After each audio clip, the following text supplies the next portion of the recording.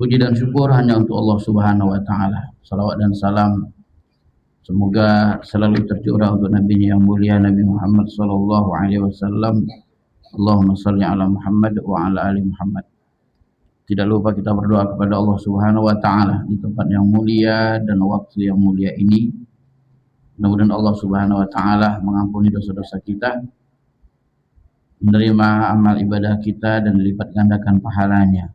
Allah perbaiki diri kita, keluarga kita, masyarakat kita, generasi kita, pemimpin kita, dan mudah-mudahan Allah Subhanahu wa taala terus membimbing kita dengan taufik dan hidayahnya agar kita selalu istiqomah dalam melaksanakan perintah agama dan meninggalkan larangan-larangannya.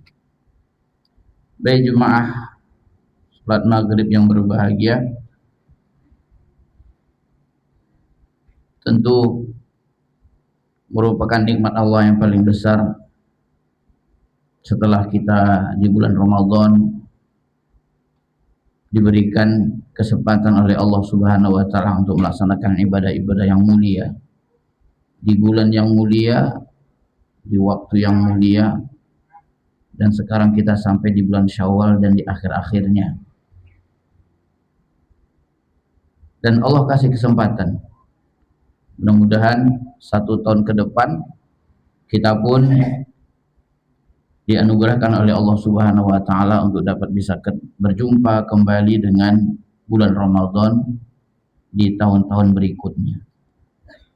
Tentu menjadi pertanyaan bagi kita, apakah ibadah-ibadah Ramadan yang sudah kita lakukan diterima oleh Allah Subhanahu wa taala? Apa tandanya kalau ibadah yang sudah kita lakukan itu diberkahi, Allah terima, Allah beri pahala? Ulama menerangkan kepada kita bahwasanya tanda-tanda diterimanya ibadah seorang hamba adalah ketaatan-ketaatan itu berlanjut terus, tidak terhenti. Keistiqomahan seorang hamba terus berjalan walaupun waktu sudah berlalu, kesempatan yang istimewa sudah lewat. Itulah dari tanda-tanda di mana amalan seorang hamba diterima oleh Allah Subhanahu wa taala. Oleh sebab itu kita berharap bulan-bulan yang akan kita lalui, waktu yang akan kita jalani hingga Ramadan yang akan datang, terus kita berada di atas jalannya. Ibadah-ibadah yang kita lakukan membekas sampai pun kita berada di luar Ramadan. Mungkin bahasanya adalah istiqomah. Jadi pembahasan atau pembicaraan kita pada hari ini adalah bagaimana kita istiqomah di dalam agama Allah Subhanahu wa taala. Pertama, apa yang kita lakukan? Yang kita lakukan adalah berdoa kepada Allah Subhanahu wa taala agar kita dijadikan orang-orang yang teguh di atas jalannya sampai kita mati, sampai kita wafat, sampai ruh kita berpisah dengan jasad kita. Oleh sebab itu Nabi Shallallahu Alaihi Wasallam berkata kepada Muaz tentang bagaimana kita agar selalu istiqomah di dalam agama. Hadis yang kita hafal sebagaimana Nabi SAW mengajarkan kepada Muaz bin Jabal, ya Muaz, inni uhibbuk, wahai Muaz, aku sesungguhnya mencintaimu. Lalu Nabi mengatakan kepada Muaz, Allah tada'anna fi duburi kulli salatin an taqul Allahumma a'inni ala zikrika wa syukrika wa husni ibadati. Wahai Muaz, sesungguhnya aku mencintaimu. Jangan kau tinggalkan di akhir dari salatmu engkau mengatakan Allahumma a'inni ala dzikrika wa syukrika wa husni ibadati. Hafal Pak? Hafal ya. Tapi dibaca atau tidak? Baca. Tinggal mungkin pendapat ulama tentang arti duburi kulli shalah. Kalau dubur itu kan di belakang. Apakah sebelum salam atau sesudah salam, yaitu termasuk dari zikir-zikir yang kita baca setelah sholat. Ini saja perbedaan di antara ulama. Bisa kita baca sebelum salam ataupun kita masukkan dalam zikir-zikir setelah sholat. Tentu di antara sebab-sebab dikabulkan doa kita oleh Allah Subhanahu wa taala yang diterangkan oleh ulama adalah kita faham dengan maknanya. Paling tidak kita nggak pandai bahasa Arab tahu maksudnya apa doa ini. Allahumma a'inni ala dzikrika wa syukrika wa husni ibadati. Ya Allah, bantu aku ya Allah untuk selalu mengingatmu. Kita adalah hamba yang lemah. Tidak bisa kita mengandalkan diri kita dengan kemampuan kita, bahwasanya kita selalu taat kepada Allah. Karena manusia digoda oleh setan bukan hanya dari satu jalan, hawa nafsu saja tidak, tapi dari dua jalan, syahwat, nafsu dan syahwat, ya, syubhat, syahwat dan syubhat, maaf, syahwat dan syubhat. Apabila setan berulang kali lalu dia berputus asa menggoda kita melalui syahwat, maka syubhat kita digoda. Syubhat dalam beragama, nantilah ibadahnya, itu juga bisa dibuat kita lalai. Apabila dia sebaliknya, ketika dia tidak berhasil dalam syahwat, dalam syubhat, maka syahwat kita digodanya. Bagaimana kita jauh dari Allah Subhanahu wa taala. Allahumma a'inni ala dzikrika, ya Allah bantu aku ya Allah untuk selalu mengingatmu kapanpun. Baik kita ketika kita dalam sendiri, walaupun kita bersama-sama. Ketika orang ada bersama kita, ataupun kita dalam keadaan sendiri. Maka di antara yang melemahkan orang adalah ketika dia sendiri. Ketika orang banyak, dia bisa menjauhi bid'ah, menjauhi syahwat dan syubhat. Tapi ketika sendiri, inilah kita butuh Allah Subhanahu wa taala. Agar Allah mengingatkan kita, memunculkan dalam hati kita rasa takut. Ada di hati kita bahwasanya Allah mengawasi semua perbuatan kita. Ini di antara maksud dari doa tadi. Wa syukrika, dan bersyukur atas nikmatmu. Kalau ngitung nikmat kita nggak akan bakal bisa menghitung nikmat Allah Subhanahu wa taala. Nggak akan bisa.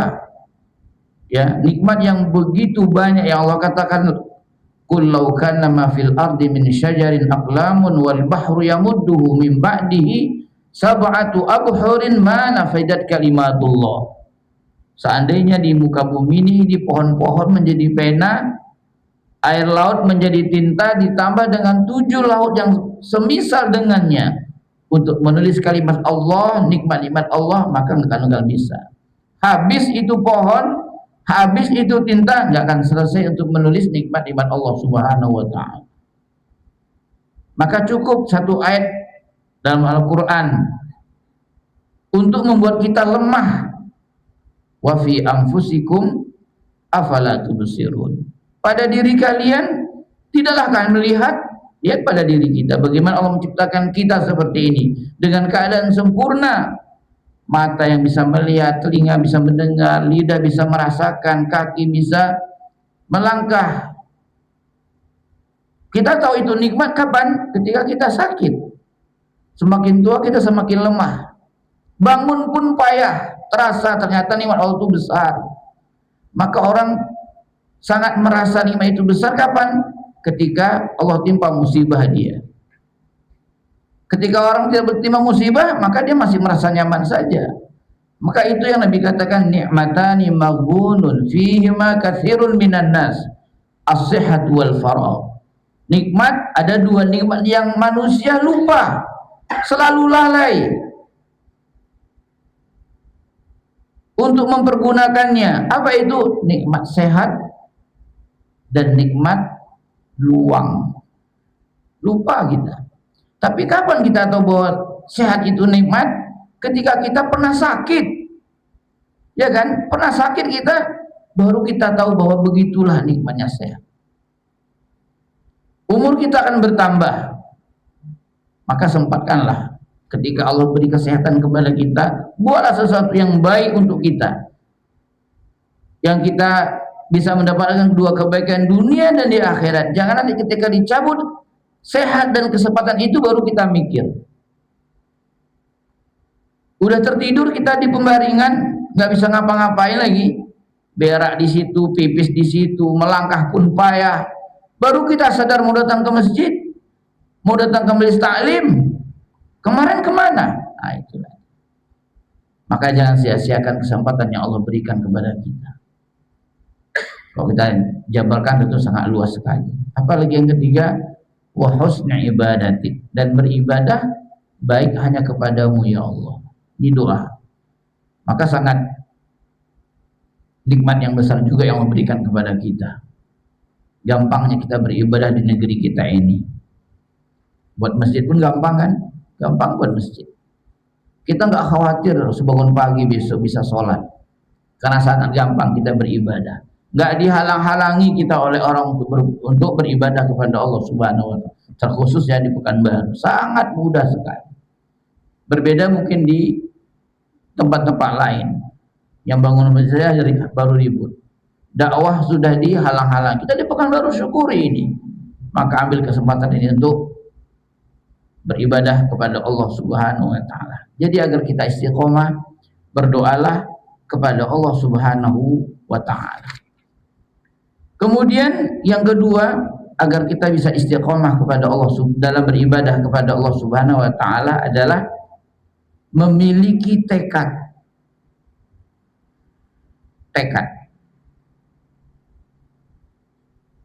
Memiliki tekad untuk melakukan sesuatu, dan itu juga tidak lepas dari permohonan kita kepada Allah Subhanahu wa Ta'ala. Maka yang saya tulis di sini dari petunjuk para ulama tentang bagaimana kita beristiqomah adalah al-azimatu shadiqah wa tsabatu 'alaiha. Punya tekad yang kuat dan teguh di atasnya. Apa itu azimah? Ini doa yang Nabi juga selalu ucapkan, Allahumma inni as'aluka tsabata fil amri wal azimata 'ala rusydi. Allahumma inni as'aluka tsabata fil amri wal azimata 'ala rusydi. Ya Allah, aku bermohon kepadamu keteguhan di atas satu perintah dan memiliki tekad yang kuat untuk satu petunjuk. Sudah kita terangkan. Artinya ini juga bentuk lemah kita, sehingga kita bermohon kepada Allah, berdoa kepada Allah agar kita memiliki keteguhan dan keistiqomahan dalam agama. Maka dalam doa ini, ya Allah, aku bermohon kepadamu keteguhan fil amr. Ya, istiqomah, as-sabat, istiqomah, keteguhan di dalam satu ibadah. Umpamanya kita biasa puasa Senin Kemis. Biasa kita. Bagaimana kita istiqomah? Ya mungkin walaupun ada perdebatan di antara para ulama tentang apakah harus setiap Senin dan Kamis atau ibadah-ibadah lainnya seperti rawatib, bagaimana kita istiqomah di atasnya. Ya, seperti doa Nabi SAW, ya musarrifal qulub tsabbit qalbi ala dinik. Ya Allah yang membolak-balikan hati, ya musarrifal qulub, ya muqallibal qulub, ya Allah yang membolak-balikan hati, tsabbit qalbi ala dinik, teguhkan hatiku di atas agamamu, satu perintah. Tapi kita juga harus memiliki al-azimata ala rusdi, doa Nabi, memiliki tekad. Ketika kita baru tahu satu ilmu, punya tekad kita untuk akan melakukan itu besok. Rusdinya kan petunjuk, al-huda. Contoh kita duduk di majelis, ada satu ibadah yang baru tahu kita bahwa itu adalah ibadah. Lalu kita punya tekad, mulai besok, mulai pekan depan, saya akan lakukan itu azimah ta'ala rusdi. Kalau sahabat fil amr artinya ketika kita sudah tahu lalu kita amalkan terus. Ya. Yang kedua, al-azimah ta'ala rusdi, punya tekad yang kuat untuk melakukan ketika satu hal baru ia tahu. Mungkin sudah tahu tapi dia baru tahu bahwa saya pahalanya besar. Lalu dia punya tekad, mulai besok saya akan melakukan amalan yang mulia tadi. Itu azimata ala rusdi. Yang ketiga, di antara menjadikan seseorang itu menjadi bisa istiqomah dalam agama adalah al-iqtisad fil ibadati wa adamil ithqal ala nafsi. Artinya adalah ekonomis dalam beribadah dan tidak memberatkan diri. Sebab sebaik-baik amal itu apa? Nabi mengatakan khairul a'mali al-a'malu ahabbu ilallah, perbuatan yang paling Allah cintai adalah adwamuha wa in qalla.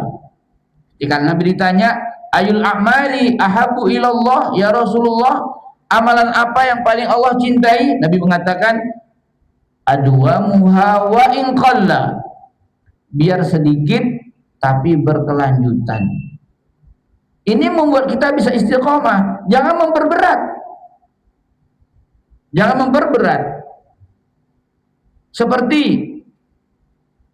setelah Ramadan, waktu Ramadan iya kita bisa sehari mungkin ada yang sampai 3 juz dalam satu hari, bahkan ada yang 5 juz. Bertekad dia selesai Ramadan, saya paling tidak 5 kali saya mengkhatamkan Al-Quran. Lalu terbawa kan setelah Ramadan, ya bawa ini panjang 11 bulan dia coba bagaimana dia mengkhatamkan Al-Quran. Paling enggak ya adalah satu hari 3 juz. Kira-kira berat enggak? Khawatir kita nanti bahwa dia enggak sanggup lagi. Maka agar istiqomah biar sedikit tapi terus. Paling kurang 1 hari, masa nggak bisa kita baca Al-Quran 2 halaman, 1 lembar, 2 lembar, 4 halaman, masa tidak bisa? Biar sedikit tapi terus. Jangan sampai nggak baca Al-Quran. Itu agar kita istiqomah. Mungkin kita bisa alhamdulillah kalau dimudahkan terus datang sebelum maghrib 10 menit, 5 menit kita bisa baca Al-Quran, berzikir. Nanti pulang barangkali ada waktu kesempatan masih beri semangat oleh Allah Subhanahu wa taala sebelum tidur. Ya, mau tidur, berwudu, baca Al-Quran, dapat buat 1 lembar. Kan Masya Allah. Atau habis sholat subuh dia. Habis sholat subuh dari masjid, duduk di rumah atau sebentar di masjid lalu baca Al-Quran, hanya 2 lembar. Enggak apa-apa, tapi itu berlanjut. Jangan membebankan diri dengan amalan-amalan yang membuat akhirnya dia tidak berlanjut. Inilah yang seperti dilakukan oleh Amr bin As. Ketika Rasulullah SAW dikhabarkan oleh para sahabat, wahai Amr, telah diberitakan kepadaku bahwasannya engkau kalau membaca Al-Quran itu, Amr bin As 1 hari selesai dia khatam Al-Quran. Berarti dalam sebulan 30 kali khatam. Para sahabat melaporkan ini kepada Rasulullah SAW. Ya, aku sanggup ya Rasulullah. Kata Nabi, jangan. Kata Nabi, khatamkan Al-Quran sekali dalam 20 hari. Tidak ya Rasulullah, aku sanggup lebih daripada itu. Baik. Kata Nabi, berangsur-angsur ya, 10 hari sekali khatam Al-Quran. Tidak ya Rasulullah, aku sanggup lebih daripada itu. Dikurang lagi. Sampai Nabi mengatakan tidak, dalam 3 hari khotamkanlah Al-Quran 1 kali. Sesungguhnya badanmu punya hak untuk istirahat, badanmu punya hak untuk makan dan minum, keluargamu juga punya hak untuk dipenuhi kebutuhannya. Maka tidak boleh berlebihan sehingga membuat kita nggak istiqomah. Inilah istiqomah, jangan memperberat diri. Ini maksud dengan al-iqtisad fil ibadah, ekonomis dalam beribadah, dan jangan mempersulit diri agar kita bisa terus melakukan ibadah kepada Allah Subhanahu wa taala. Terlebih lagi Al-Qur'an ini dia. Terlebih lagi Al-Qur'an. Jangan sampai kita tidak membaca Al-Qur'an dalam 1 hari. Baca Al-Qur'an mungkin bahasanya paling tidak sehari dalam sehari 1 lembar atau 2 lembar. Paling tidak dari rumah ke masjid. Para ulama mengatakan dari rumah ke masjid berapa langkah, berapa menit. Masa nggak bisa baca qul huwallahu ahad? Membaca tidak harus membuka Al-Quran. Yang kita hafal kita baca. Ini juga bagian dari keistiqomahan kita dalam membaca Al-Quran. Maka dalam hadisnya Nabi SAW pernah berkata kepada para sahabat,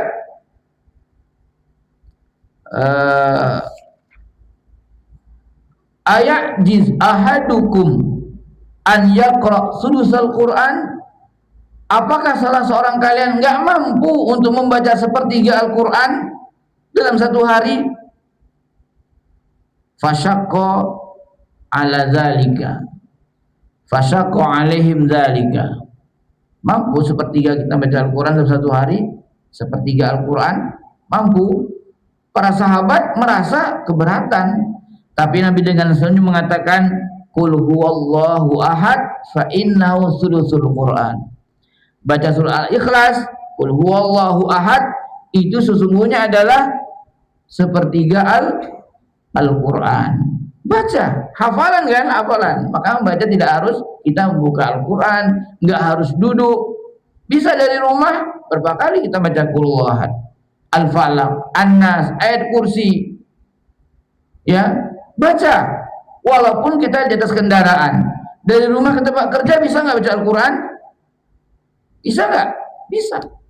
Saya pernah Pak, dari Pekanbaru ke Bangkinang, selalu saja saya bawa sepeda motor, bisa saya 1,5 juz murojaah Al-Quran di atas sepeda motor, murojaah Al-Quran. Ya, ya ini sebagai contoh sesungguhnya bagaimana kita memanfaatkan waktu yang bisa kita manfaatkan. Karena kita ada waktu, cuma kita tidak tahu bagaimana memanfaatkan. Padahal bagaimana kita dari rumah ke sini, dari masjid ke rumah pulang lagi, dari tempat kerja ke rumah, dan sebaliknya. Banyak waktu yang kita mampu melafazkan ayat-ayat Al-Quran atau berzikir kepada Allah Subhanahu wa ta'ala. Subhanallah wa bihamdihi, subhanallah wa bihamdihi, Allahu akbar, la ilaha illallah. Itu kan zikir-zikir semua itu. Kadang-kadang kita diam di sepeda motor kan, diam nggak baca. Padahal banyak waktu dan kesempatan yang bisa kita gunakan untuk membaca Al-Quran dan berzikir kepada Allah Subhanahu wa ta'ala. Kemudian di antara yang membuat kita bisa istiqomah di dalam beragama adalah qiraatul Quran bitadabburihi wa ta'aqqulihi. Membaca Al-Quran dengan mentadaburnya, tadabbur berarti mempelajari, dan mendalaminya. Ini diantaranya. Dan sesungguhnya kita tahu ya, diantara mendalami Al-Quran adalah dengan cara yang pertama, mempelajarinya dulu, bacaan-bacaan yang benar. Ya, sebab membaca Al-Quran, kapan kita bisa, kapan seseorang semangat baca Al-Quran? Apa yang membuat orang termotivasi untuk membaca Al-Quran? Coba, ketika dia pandai membaca Al-Quran, tahu bacaan yang benar itu, tahu dia. Kita tanya kepada orang yang nggak baca Al-Quran, Kenapa nggak baca Al-Quran? Karena dia nggak pandai baca Al-Quran. Bagaimana dia membaca? Nggak ada semangat, nggak ada motivasi dia. Karena dia tidak pandai membaca Al-Quran. Tapi orang yang pandai membaca Al-Quran, tahu hukum tajwidnya, tahu pandang pendeknya, sehingga dia kalau nggak baca Al-Quran hari itu nggak enak. Nggak enak. Seperti begini Pak. Ngapa orang suka masak? Ngapa orang suka buat kue? Karena dia ada ilmunya cara buat kue. Dia kuliahnya tata boga dia. Lengkap peralatan di rumah dia. Kayaknya kalau tiap hari nggak buat kue, nggak masak, dia nggak enak. Dia ingin menyalurkan ilmu yang ia dapatkan. Pokoknya kalau Lebaran, hari raya Idul Fitri, nggak pernah dia beli. Kenapa? Saya punya ilmunya kok, alat-alatnya juga ada gitu. Tapi orang yang nggak pandai buat kue, ya udahlah beli aja lah. Iya kan? Bahkan orang yang mampu dibuat kue pun dia kan berusaha dengan itu gitu. Nah orang yang nggak pandai masak, bagaimana dia masak? Nggak pandai masak dia. Tumis kangkung pun nggak bisa.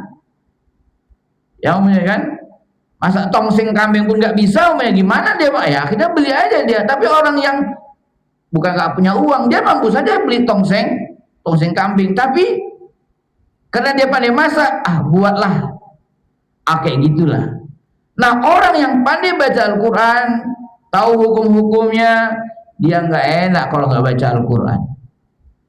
Kadang karena sudah biasa Al-Quran, sudah hafal Al-Quran, di tengah jalan pun dia terlantun ayat Al-Quran dia baca, terngiang bacaan masyayikh sama dia, terbacalah qul tabarakalladzi biyadihil mulk dan seterusnya. Kenapa? Ada ilmu membaca Al-Quran, barulah mempelajarinya Bapak Ibu, termasuk kajian-kajian seperti ini. Tapi sebagian orang, sebagian kawan-kawan kita menyibukkan diri dengan tahsin saja, nggak duduk di majelis ilmu. Ini aib dan kekurangan. Kita nggak mencela mereka, tahsin itu baik, tapi jangan lupa majelis taklim, belajar akidah itu perlu, sangat perlu. Jangan sibuk dengan tahsin saja. Kalau tahsin bisa seminggu 3 kali, masa ya taklim nggak bisa seminggu 1 kali? Kayak gitulah. Sebab ada salah satu tempat saya pengajian seperti itu. Habis maghrib hanya berapa orang saja yang ikut taklim, kajian. Tapi ketika tahsin jam habis isya 8:30, ramai yang datang parkiran. Kemana mereka? Kan gitu kan? Kemana mereka? Ternyata menyibukkan dia hanya dengan tahsin saja. Nanti sudah tahu tahsin, ada imam, itu imam bacaan salah tuh, pokoknya kurang tebal. Itu kurang apa gitu. Oh, itu kan baris bawah, ngapa tebal sama dia ini? Semua salah sama dia. Perlu kita berduduk di majelis ilmu Bapak Ibu rahimakumullah. Nggak cukup kita dengan 5 waktu berjamaah lalu kita pulang, tahsin lalu kita pulang. Perlu kita di majelis belajar ilmu agama agar kita tahu akidah. Bagaimana sholat yang benar, bagaimana berakidah yang benar. Kalau nggak kita tertipu. Banyak orang-orang yang hafiz Al-Quran, ya, pandai baca Al-Quran, tapi akidahnya akidah Asy'ariyah. Salah dalam beragama, salah dalam berkeyakinan, gampang dia hanyut dalam kesesatan. Maka perlu belajar akidah. Itu diingatkan, perlu belajar akidah. Ada seorang mungkin kenalan saya, dia pergi umroh dengan salah seorang ustadz. Lalu dia mengatakan, alhamdulillah Ustadz, saya punya teman dan saya belajar tahsin sama dia. Apa kata Ustadz ini? Nggak cukup antum belajar tahsin saja, antum harus belajar akidah. Perlu itu akidah. Begitu Ustadz menerangkan sama saya, Ustadz katanya. Jadi kita nggak cukup dengan tahsin saja. Bahkan akhirnya nggak selesai tahsin dia kan. Di masjid ini daftar dia habis Syawal. nggak selesai. Awalnya rame, ujung-ujungnya kayak buntut tikus kata orang. Udah malu dia di situ pindah ke masjid sana lagi ikut tahsin, nggak selesai juga. Akhirnya di tiap masjid ada pernah terdaftar nama dia ikut tahsin tapi nggak pernah selesai. Sana ada juga. Mana rumah Pak? Rumah saya. Kok sini kan di situ ada dekat sana. Dibuka juga itu rame. Dulu pernah saya Ustaz tapi nggak selesai Ustaz. Malu saya katanya. Ada pas inilah, mana jauh bayangkanlah. Kenapa? Nggak istiqomah dalam beragama. Ini perlu kita ini. Maka ingatkan, bawa istri kita, keluarga kita, anak kita, tetangga kita, dan siapa yang bisa kita bawa yang kita harapkan kebaikan kepada mereka. Belajar, duduk di majelis, ya, duduk di majelis ilmu, kajian-kajian akidah agar diperbaiki akidah kita, diperbaiki fikih kita. Karena ada imamnya baca Masya Allah bagus, saya akui bagus. Lalu kemudian saya tanya, ini imamnya kemana? Oh udah selesai deh Ustaz, dia pindah karena dia menikah dan bekerja di tempat lain. Bacanya bagus, saya bilang. Iya Ustaz, dia itu pernah talaki baca Al-Quran di masjid sana, yang kalau saya sebut pasti kenal. Oh iya bagus. Apa yang jadi catatan saya? Bayangkan dia ikut tahsin di masjid yang terkenal ini, tapi apa? Ketika dia habis mengimami kaum muslimin jamaah, zikir sama-sama, berzikir jamaah. Apa hukum zikir jamaah? Coba lah. Perkara bid'ah emang perkara sepele? Bukan perkara sepele masalah bid'ah ini, perkara besar. Ya, perkara besar. Kenapa? Karena nggak ikut belajar, dia kan menyibukkan diri hanya kepada tahsin saja, baca Quran saja, tapi malas dulu di majelis. Apa yang terjadi? Maka yang bid'ah pun ditabrak. Nggak ada istiqomah dalam agama. Nggak ada istiqomah dalam beragama. Ini yang berbahaya tadi. Maka perlu kita duduk di majelis. Tidak cukup dengan 5 waktu saja kita dalam majelis lalu kita pulang bubar, nggak cukup. Nggak cukup dengan tahsin lalu kita bubar, nggak cukup. Maka lihat para ulama bagaimana mereka membuat halakoh-halakoh, kajian-kajian agar paham kaum muslimin. Ya, tidak hanya baca Al-Quran saja, tapi mentadaburinya. Bagaimana mentadaburi Al-Quran? Kan lihat kajian-kajian seperti ini. Ada ustaz yang isi kajian akidah, ada ayat yang disampaikan. Ada ustaz yang ngaji fikih, ayat yang disampaikan. Kan tadabur walaupun tidak per ayat dari alif lam mim ditafsirkan. Enggak juga, enggak harus seperti itu. Kecuali kita takhusus ingin tafsir mungkin, tapi bagaimana mempelajari memahami mentadabburi ayat Allah dengan duduk di majelis ilmu. Azan ya. Kita satu atau apa lanjut? Hah? Biasanya apa nih? Azan dulu lanjut. Oke, silakan.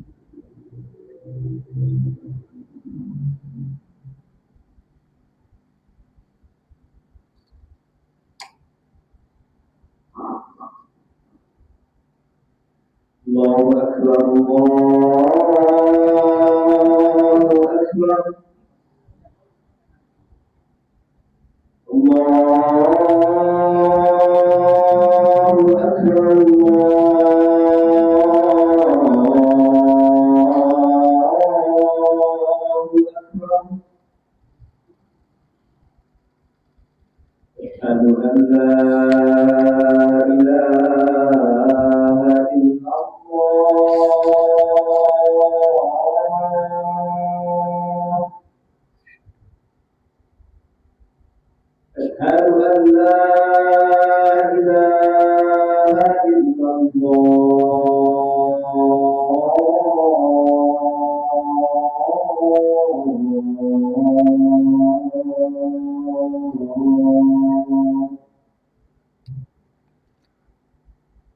Asyhadu an la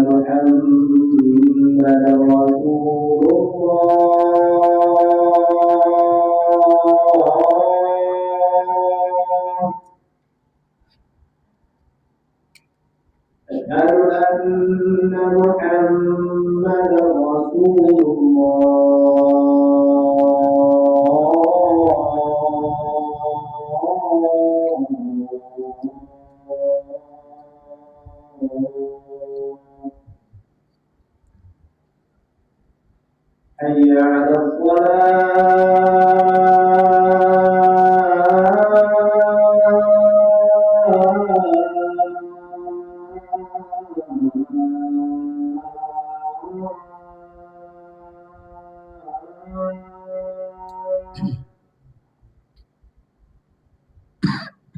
حي على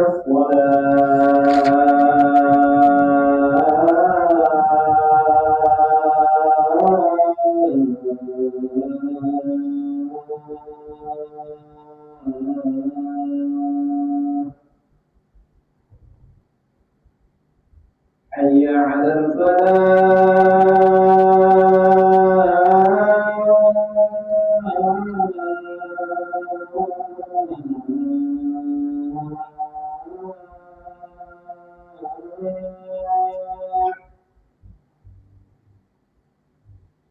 حي على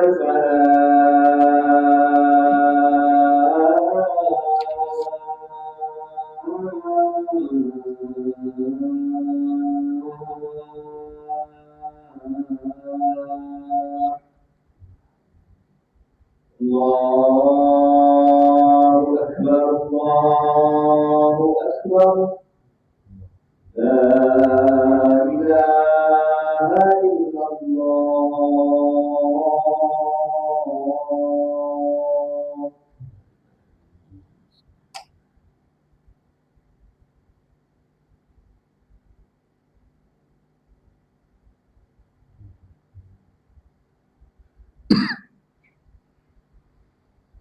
Membaca Al-Quran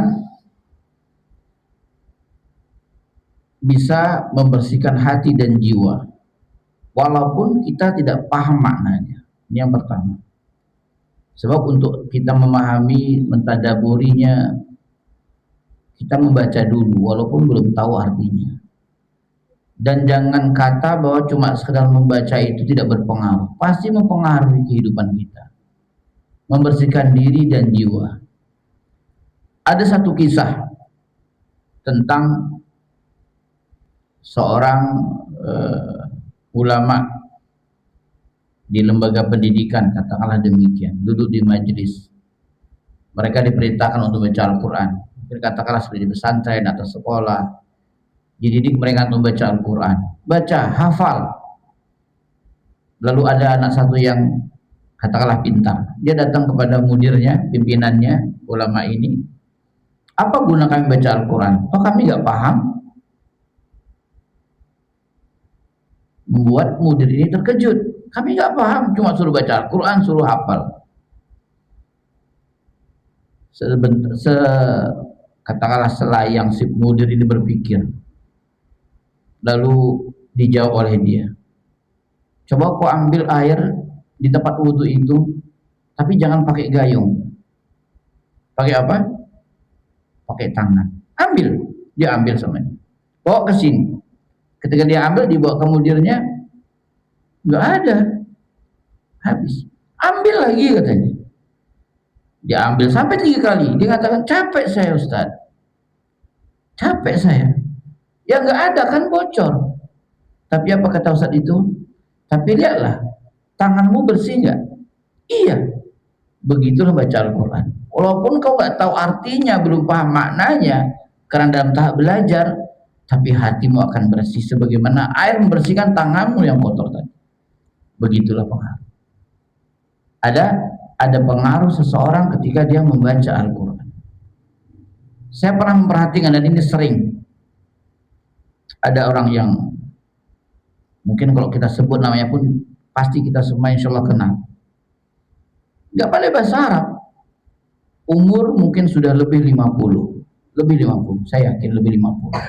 Apa yang dilakukan oleh dia setiap habis subuh dia, yang saya lihat dan saya tanya ke orang, dia membaca Al-Quran dan membaca terjemahnya, Pak. Membaca terjemahnya. Dibaca ayat, dibaca terjemahnya. Karena dia nggak pernah baca Al-Quran. Dan mungkin cara itulah bagaimana dia sedikit-sedikit memahami Al-Quran. Sebab memahami Al-Quran tidak cukup dengan membaca artinya saja. Dia seperti itu karena apa? Dia bukan seorang ustadz yang harus mendalami lebih dalam untuk diterangkan kepada orang, enggak. Untuk diri sendiri bahwa ayat ini, inilah artinya, inilah maknanya. Dan dia enggak kepada tafsir ya, hanya arti, baca ayat, arti. Terus yang saya perhatikan sampai jam 6 lewat syuruk, dan itu yang dilakukan setiap kali saya sholat di situ. Umur sudah lanjut. Bagaimana dengan kita? Mungkin yang terpelajar pandai bahasa Arab, dia bisa tahu artinya ketika membaca ayat. Tapi begitulah Bapak ini membaca ayat, dibaca artinya, dibaca ayat, dibaca artinya. Ya pergunakan waktu, nggak sia-sia-siakan. Bermanfaat atau tidak? Bermanfaat, pasti bermanfaat. Itu cara memulai untuk mentadaburi Al-Quran. Yang rumah sekitar sini atau yang biasa sholat sini, ayo, saya mengajak kita semua, manfaatkan waktu, pergunakan dengan sebaik-baiknya. Kalau kita mengaku Al-Quran adalah kalamullah, sebaik-baik sesuatu yang dibaca, mengapa kita sia-siakan? Mulai, paling hendak kalau tidak selesai tahun ini untuk selesai sampai 30 juz, paling hendak 30 juz, 15 juz. Kalaupun tidak 10 juz. Upayakan, niatkan setiap hari 1 lembar Al-Quran, saya baca ayat dan saya baca artinya. Habis subuh coba. Nanti kalau kita mau setahun itu khatam sekali, ya baca di rumah, mungkin di kantor, duduk di kantor agak-agak 2 lembar kita baca, nggak apa-apa. Tapi niatkan setiap hari habis subuh 1 lembar, kita baca juga artinya. Ini cara kita untuk mentadaburi Al-Quran. Kan untuk sendiri, bukan untuk diterangkan kepada manusia. Bisa dimengerti Pak ya? Ya. Kemudian, agar kita bisa istiqomah di jalan agama Allah ini adalah banyak-banyaklah mengingat kematian. Yang muda bukan tidak berpotensi untuk wafat. Jangan juga katakan kalau sudah tua pasti matinya sudah dekat. Enggak juga. Karena berapa banyak, ya, karena berapa banyak orang-orang yang masih muda pun Allah wafatkan dengan berbagai macam keadaan. Orang yang beriman panjang pun umurnya, pendek pun umurnya, tetap ia bermanfaat. Tetap ia manfaatkan untuk di jalan Allah Subhanahu wa taala, untuk persiapan bekal dia mati. Maka Nabi SAW bersabda hadisnya, aksiru min dzikri hadzimil ladzat, yaitu al-maut. Perbanyaklah oleh kalian mengingat kematian. Perbanyaklah oleh kalian pemutus kenikmatan. Dia adalah kematian. Mengingat kita dengan cara apa? Dengan cara bermuhasabah diri. Lihat sekeliling kita, teman-teman kita yang dulu semasa kita sekolah, tahu nggak sudah berapa yang wafat? Yang ketika kita masih SMP, SMA, waktu kuliah, sekarang kan muda ya, ada grup-grup WhatsApp dan sebagainya. Teman kita sudah wafat, belum 50 sudah wafat dia. Kenapa wafatnya? Stroke, kena ini, tabrakan dan sebagainya. Itu menjadi muhasabah bagi diri kita untuk mengingat kematian, agar kita betul-betul istiqomah dalam agama. Apa bekal persiapan saya mati? Sudah cukupkah? Dan kita ketika kita beramal, seorang mukmin tidak tertipu dengan banyak amal yang ia lakukan. Saya sudah infak ini kok, berapa kali saya khatam Al-Quran, kok Ramadan saya bisa sampai 5 kali khatam Al-Quran. Enggak. Seorang mukmin harus merasa dirinya kurang, banyak kelalaian, banyak kelemahan, harus berpacu dia, nggak merasa lebih daripada yang lain. Jangan melihat kepada tetangga kita sholat aja deh Pak ya, 5 waktu terlambat-terlambat, kadang nggak sholat, sedekah tak ada tangga. Jangan seperti itu ya. Justru kita merasa, dan tidak ada di antara kita yang tahu bahwa dia lebih baik daripada yang lain. Harus kita ingat, nggak ada di antara kita yang tahu bahwa dia lebih baik daripada orang lain. Semua kita harus berlomba-lomba untuk berbuat kebaikan, merasa kurang.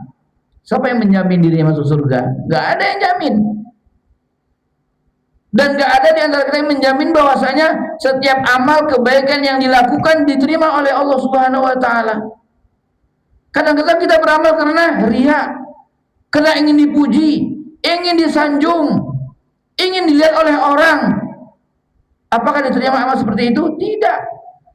Maka ada ulama yang mengatakan, kalau seandainya saya tahu satu sholat saya diterima oleh Allah, mau saya mati besok, kayak gitulah. Karena kita nggak tahu.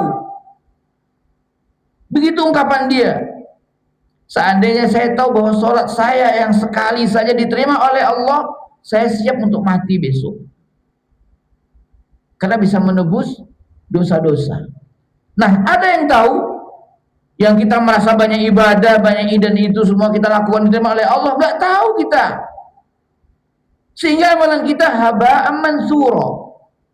Ingat hadis Nabi yang orang besok hari kiamat datang dengan kebaikannya seperti mislu jabal tahamah bayda, datang dengan membawa amalan sebesar gunung Tahamah berwarna putih kebaikannya. Mana gunung Tahamah itu?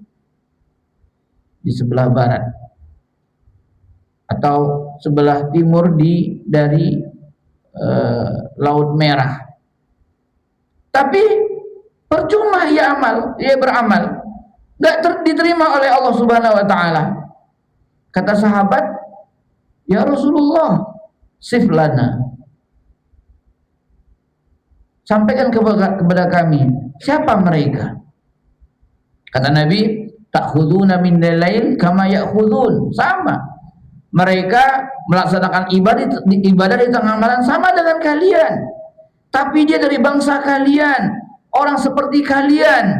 Kenapa?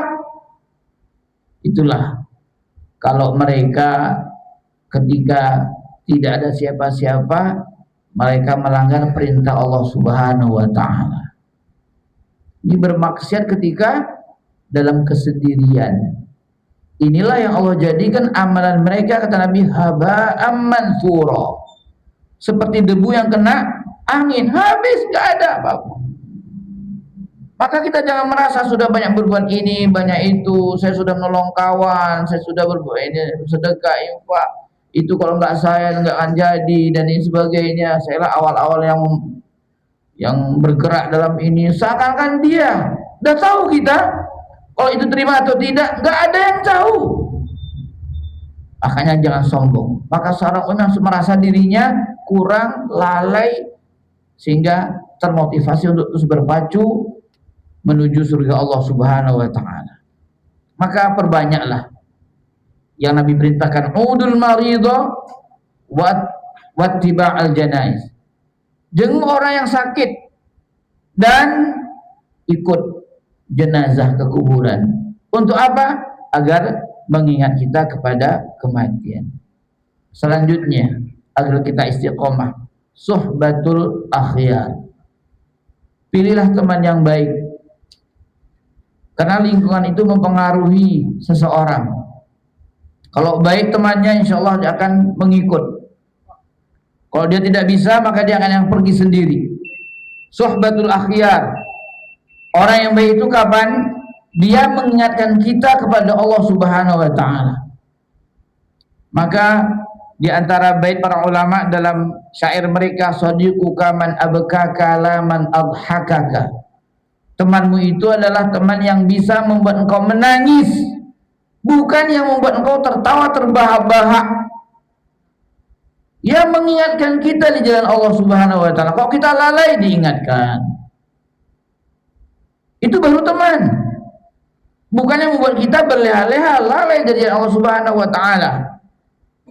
Ya. Ini waktu sebenarnya yang kita lihat. Sedikit lagi. Selanjutnya adalah al-muhafazatu 'ala nawafil. Agar kita istiqomah, berusaha selalu menjaga sholat-sholat sunnah. Bisa istiqomah kita. Bisa kita istiqomah, tidak telat dan tidak masbuk dalam sholat. Karena para ulama, orang-orang yang menjaga sholat nafilah insya Allah sholat fardunya tidak akan terlalaikan. Kita berusaha, kita jam berapa sholat isya, jam berapa sholat subuh, jam berapa sholat zuhur. Zuhur jam berapa? 12.20. Berarti dipersiapkan dirinya. Berusaha dia dapat sholat nafilah, sholat sunnah qobliyah. Lalu dia karena bisa menjaga nafilah, terjagalah sholat fardunya di awal waktu, takbir bersama imam. Kemudian Bapak Ibu rahimakumullah, yang terakhir, perbanyaklah istighfar kepada Allah Subhanahu wa taala, minta ampun kepadanya. Semua kita berdosa, enggak ada yang tidak luput dari dosa. Semua kita berbuat salah, enggak ada yang bersih di antara kita. Saya lebih suci, saya lebih bersih, saya banyak amal soleh, enggak. Nabi mengatakan kullu bani Adam khata'un. Manusia semua berbuat salah. Tapi sebaik-baik di antara kita siapa? Wa khairul khata'ina tawwabun. Dan sebaik-baik orang yang berbuat salah, dia langsung bersegera bertobat kepada Allah Subhanahu wa taala dengan banyak beristighfar. Astagfirullah, astagfirullah, astagfirullah. Begitulah Nabi ajarkan kepada kita. Istaghfiru rabbakum fa inni astaghfirullah. Ya ayuhan nas, istaghfiru fa inni astaghfirullah fi kulli yaumin mi'ata marrah. Wahai manusia, beristighfarlah kalian, minta ampunlah kepada Allah. Sesungguhnya aku setiap hari beristighfar 100 kali. Itu Nabi SAW beristighfar 100 kali. Yang dosanya Nabi diampuni, baik yang sudah berlalu ataupun yang akan datang. Kalau kita berapa kita beristighfar? Ada yang jamin dosa kita diampuni sesudah dan sebelumnya? Enggak ada. Maka lebih pantas kita beristighfar lebih daripada 100 kali kepada Allah Subhanahu wa taala. Dan beristighfar ini adalah menutup dosa-dosa kita di dunia, dan di akhirat Allah ampuni. Itu diantara arti beristighfar. Allah tutup dosa-dosa kita. Sebab kalau orang tahu dosa kita di dunia ini bagaimana? Maka ulama mengatakan seandainya dosa itu memiliki bau, bagaimana kira-kira? Maka bau badan kita, kemana-mana pun kita membawa bau yang tidak sedap. Karena kita serba dosa aja. Apalagi zaman sekarang mudah kita berbuat dosa, nggak perlu dicari, dia muncul. Iya kan? Kita bisa berbuat dosa di rumah, di luar rumah, di dalam kamar pun bisa. Begitulah fitnah bagi orang-orang hidup di akhir zaman. Dan di akhirat, kalau kita beristighfar kepada Allah Subhanahu wa taala, itulah Allah cuma meminta kepada kita untuk mengakui dosa-dosa kita dan diampuni dosa kita oleh Allah Subhanahu wa taala. Ini bagi orang-orang yang beriman. Mudah-mudahan bermanfaat. Saya khawatir ini terlalu lama ya. Mungkin kalau masukan dari saya ketika ada kajian, cepat dipersiapkan mejanya. Jadi misalnya kalau kawan-kawan di tempat lain habis sholat zikir, habis zikir kan sholat sunnah itu, yang pada sholat sunnah, tapi panitia langsung mempersiapkan meja, kalau direkam sehingga tidak makan waktu banyak. Saya lihat tadi mungkin dari jam 7 kurang 1 menit tadi, berapa banyak termakan waktu kan. Itu masukkan saja, dan begitulah yang dilakukan oleh kawan-kawan kita agar kita efisien dalam menggunakan waktu sehingga nggak terlalu malam, kita bisa istirahat dengan cepat. Mohon maaf nggak buka pertanyaan ya. Mudah-mudahan subhanakallahumma bihamdika asyhadu an la ilaha illa anta astaghfiruka wa atubu ilaik. Wassalamualaikum warahmatullahi wabarakatuh.